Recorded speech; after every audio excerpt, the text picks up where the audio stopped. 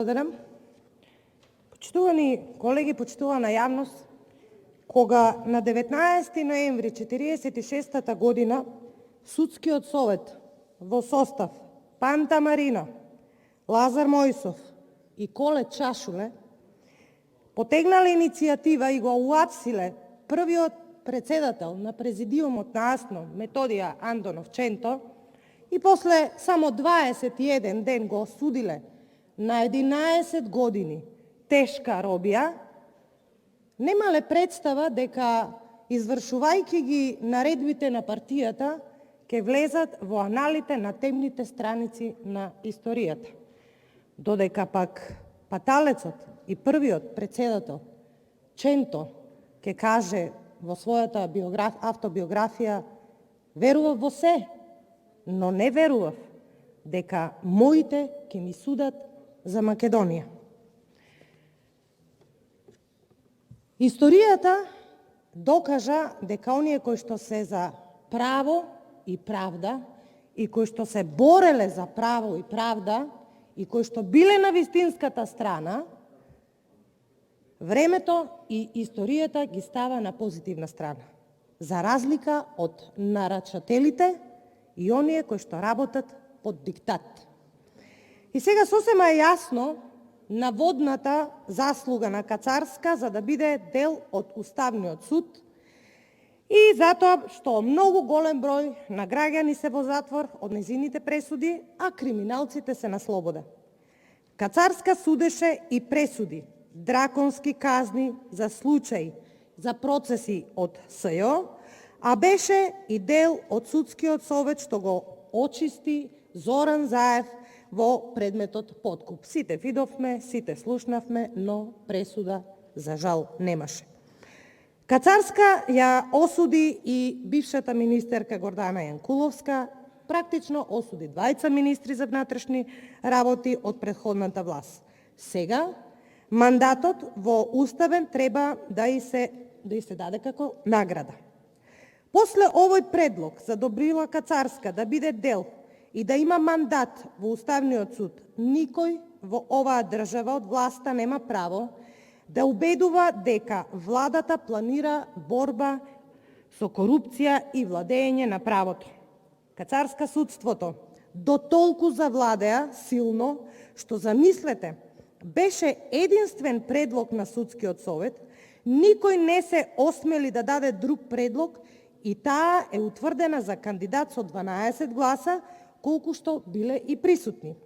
Објаснувањето е дека била професионалец и работела, замислете, на тешки предмети, а денеска сме сведоци дека нема никакво објаснување од страна на председателот на Судскиот совет, туку пишува, нели, еве биографијата, прочитајте и толку. Ете толку од професионалноста на госпоѓата Кацарска. Да се запраша човек, толку ли е неатрактивно местото уставен судија и истото, нели, дали на тоа место немале амбиции и останати суди и професионалци да аплицираат? Не, почитувани, таа била единствениот кандидат. Значи, во судските кулуари, знаете како ја нарекуваат? Понтија Пилат, ако не сте знаеле. Универзитетот во Колумбија, најпознатиот универзитет за право во Америка, ја посочува и таа се изучува како негативен пример на судија кој неправедно и нестручно изрекува драконски казни на адвокати кои реално не можеле да присуствуваат на судења заради немање на услови за работа. Наместо да биде разрешена, таа ќе биде унапредена, па дури и се заканува со тужби. Силата се знае од каде ја црпи. Уставен суд и укина пресуда, а таа ни помалку, ни повеќе ќе биде кандидат за уставен судија. Кацарска е директно вмешана во промената на уставното име на Република Македонија. И ако ја погледнете нејзината биографија, ќе видите дека дури и во биографијата, родена 57 година, родена во Република Северна Македонија, замислете, до толку го засакала името Северна Македонија, што во 57 година, родена во Ресен, таа била родена во Северна Македонија. Ете така пишува во нејзината биографија. Многу добро знаеме што се случуваше за уставните промени и доколку некогаш, можеби ние нема да бидеме ниту на политичката сцена, не се знае тоа кога ќе биде, но јас искрено се надевам дека Уставниот суд некогаш во иднина ќе се издигне во една институција која што ќе ги проверува фактите и аргументите, особено на неуставно гледа сите моменти во кои што и таа, овој лик кој што треба да биде уставен судија и да дели правда, и таа ги има длабоко замешано прстите во промената на уставното име на Република Македонија. За постапувањето на Кацарска има повеќе поплаки. Една таква е и представката од Народниот правобранител за случајот 27 април. Имено, помош од Народниот правобранител побараа семејствата на обвинетите. Според нив, судиката направила груба повреда на постапката кога кон гаранцијата ја додала и мерката притвор, бидејќи обвинетите редовно се јавувале на судењата, никој од нив не се дал во бегство, не го повторил или пак довршил кривичното дело, не е донесена правосилна судска одлука со која осудениот може да отпочне да издржува затворската казна.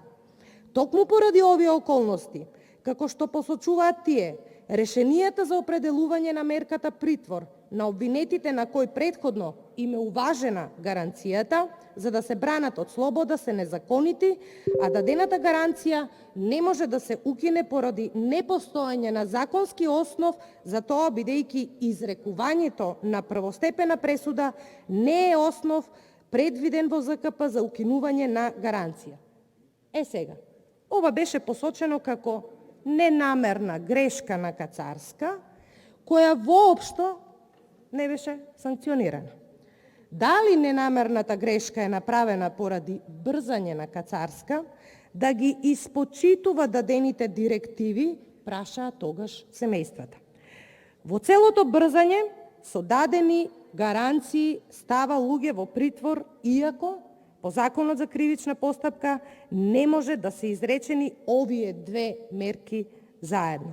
Народниот правобранител констатира дека се повредени правата на обвинетите и за тоа излезе јавно пред медиумите да соопшти и истиот против Кацарска поднесе представка до Судскиот совет за поведување на постапка за утврдување на нејзина одговорност.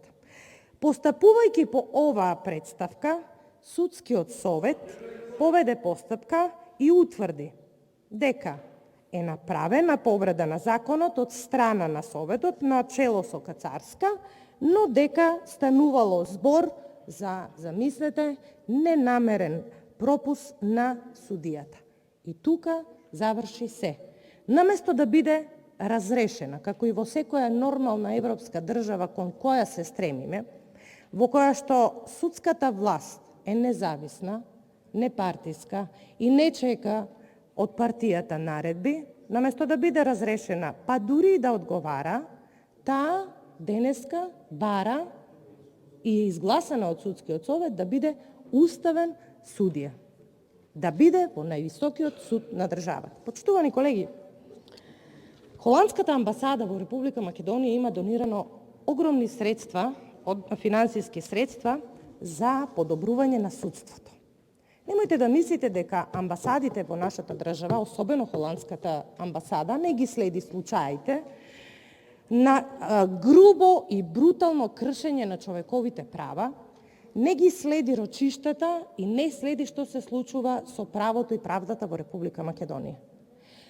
Наместо да ги замениме тефтерчињата, некој од вас ги спомнува претходните тефтерчиња, наместо да ги замениме тефтерчињата, ние треба да работиме, односно судството треба да работи согласно закон и согласно Уставот на Република Македонија.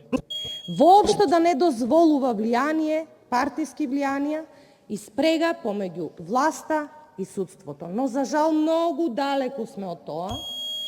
А првото поглавје, кое што како држава треба да го отвориме доколку почнеме преговори, е токму тоа. Затоа треба исклучително да се внимава и на кадрите, но и на самите судски постапки. Благодарам. Миле Левков има збор, повелете.